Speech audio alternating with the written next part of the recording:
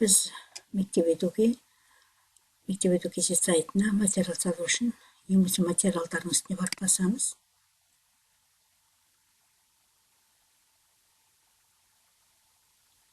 Материалдардың үстіне барғаннан кейін, мысалы, мен қазір 6 сыныптарға материал салатын болсам, 6 А сынып болса, мазмұнға барамыз.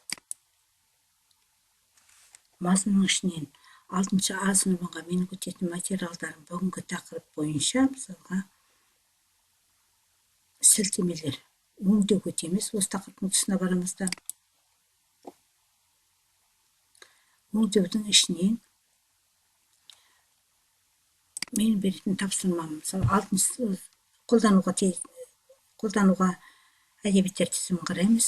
Оған, мысалы, мен 6 сынып оқулықтар деп жазамын.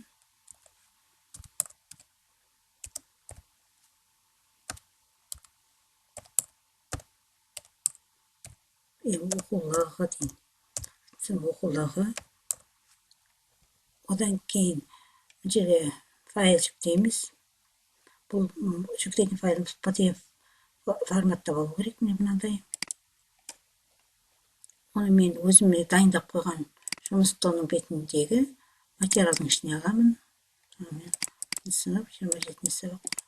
Осының ішіне міне PDF файл түрде болады. Осының үстіне басамын да ашу батырмасын басамын. Менің PDF файлым келді. Ары қарата видеоға сілтеме беремін. Видеоға сілтеме беру үшін өзің жасаған видеоң болса, соған сілтеме беруің болады. Мысалы, мен осы 6 сынып сілтемелер тақырыбына видео жасап қойдым. YouTube-тың ішінде тұр, соған сілтеме беремін. Мынандай видео тақырыпқа копировать етіп аламын да. Сілтемелерге бар, вставить деп қоямын. Егер сізде интернет парақшасынан тағы да сілтеме алатын болса, оны мына жерге жазу болады. Мен қазір ештеңе алып отырған жоқпын. Сосын болғаннан кейін өзгертілген мәліметтер сақтау батырмасын басамыз.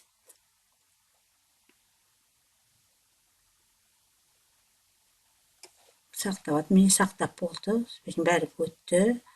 Мысалға, енді менің материалымда шығып тұр мына жерде. Сосын артқы тізімге оралу дегенге барамын. Артқы тізімге оралу деген барған уақытта, мысалы, мен жаңа сілтемелердің тақырыпқа мінеке белгі қойылды. Енді материалдарды қайта басамын. Материалдарды қайта басып жіберіп, мысалы, мен жаңа 6 А класына қойым, енді 6 Б класына дәл сондай қылып тағы қойым керек. Мазмұнға барамын. Енді бұл жердегі жаңа қарағанда ерекшелік, мына жерде жаңа мен мысалға сілтемелер деген тақырыпты алдым. Не тұр? Енді бұл бірінші 6 класымызда 5 рет болатын, сонда ол сілтемелер 5 рет қайталану керек менде. Мына жерде мазмұнда. Мен біріншісіне қойдым, екінші сілтемелерді тағы іздеймін. Мысалға 24, 40.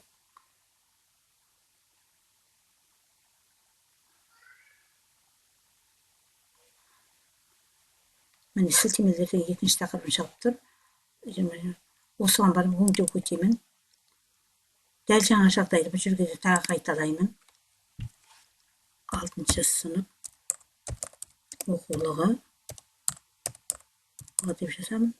Мына жерге PDF файлды дәл сондай қылып жүктейміз тағы да. Видеоға сілтеме саламын. Мен сілтемем мәліметтерді сақтаймыз. Сақталып жатыр. Жақсы, дұрыс сақталды деді. Енді артқа қарай өтеміз. Артқа өткен уақытта жаңа 6 сілтемелерім салынды. Үшеуіне де материалдарға қайта барамын. 6 бұл Б класына салдым. Міне салынды. Енді 6 А класына саламын. Мазмұнға барамын да. Мінекей, сіздерге көрсетейін деп отырған жерім осы. Мана 6 А Б кластан да мен алдында бұл жерді басып кеткен болатын, сондықтан көрінбей тұр. Енді 6 А класы менде 3-ші қатарда тұр.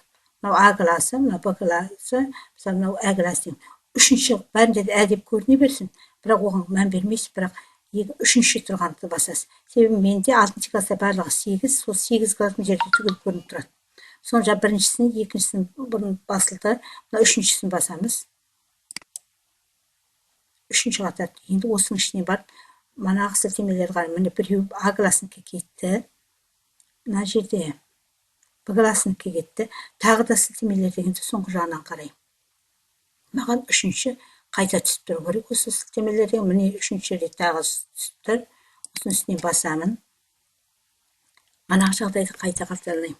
6-шы сынып оқулығы.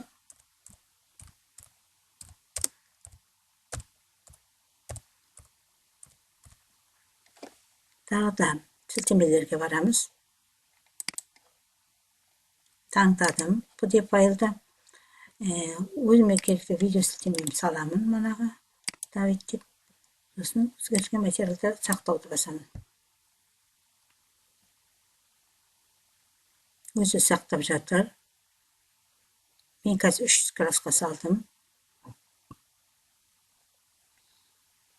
Мінеки артқа қарай жүруді басып қараймын. Артқа тізімге оралуды қарап отырған себебіміз, мына жерде барлық белгілер қойылды екен, соны көру үшін. Енді келесі классқа салушы материалдарға тағы барамыз. Дәл осы жағдай қайталанып отырады. Мінеки 6-шы А классына, енді В классына саламын. Бұған тағы да мазмұнға барамын.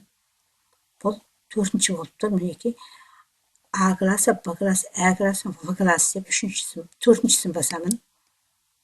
Применить. Енді тағы да асы міне біреу кетті. 2 сілтемем кетті. Б классына мынау Ә классыныкі кетті. Енді В классына тағы да сілтемелер деген тақырыпты қараймын. Мінеки тұр. Өңдеуге барамын. 6-шы сынып оқулығы деп тағы жазамын.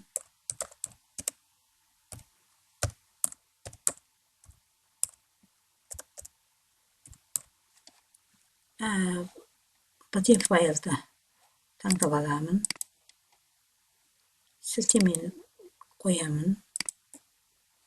Өзгертілген мәліметтер сақтаймын.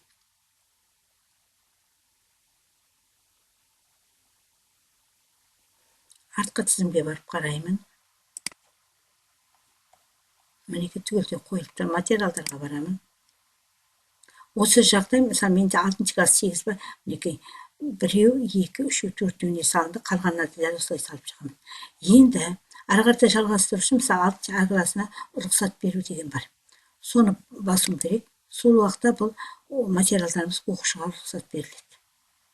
Мінеки менде міне жасыл түске боялды. Рұқсат бердім 6-шы А классына. Енді оқытуға барам.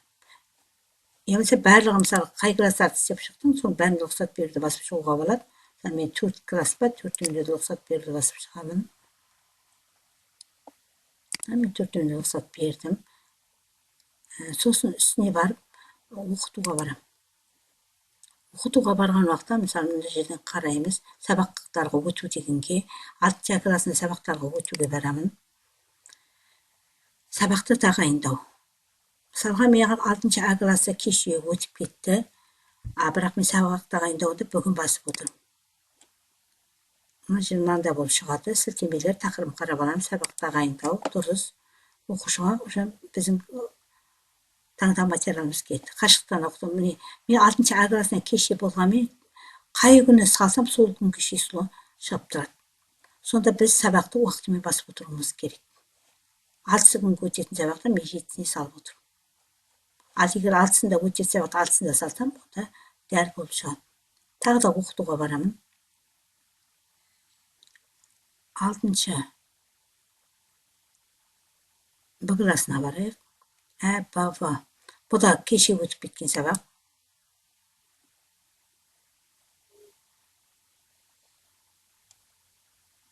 Алтысы күнгі. Міне, бұны да 7-сімен шығып тұр.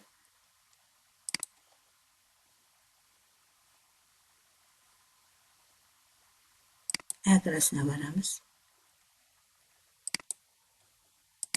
Бұл да 6-сында өту керек, бізге 7-сімен шығып тұр. Ал егер 7-сінде өтетін болса, онда 7-сінде шығып. Сондықтан бұған ең бірінші сақ болатын затымыз осы.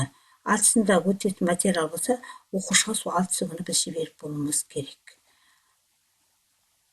Шолуға, сабақты шолу деген бар, ол ешкімді бізге не атқармайды. Ары қарата оқытуға өтетін болсақ, жаңа 6-шы класс па, 6-шы А классының артында сабақ шолу бар жаңағыдай. сосын сынып емес журналды қараймыз. 6 журнал. Бірақ мына жерде 6 күні сілтемелер келіп тұрып өтетін тақырыбымыз. Сабақты бастауға. Яғни сабақты өту. Үйге тапсырма бәрі осы жерде көрініп тұрады.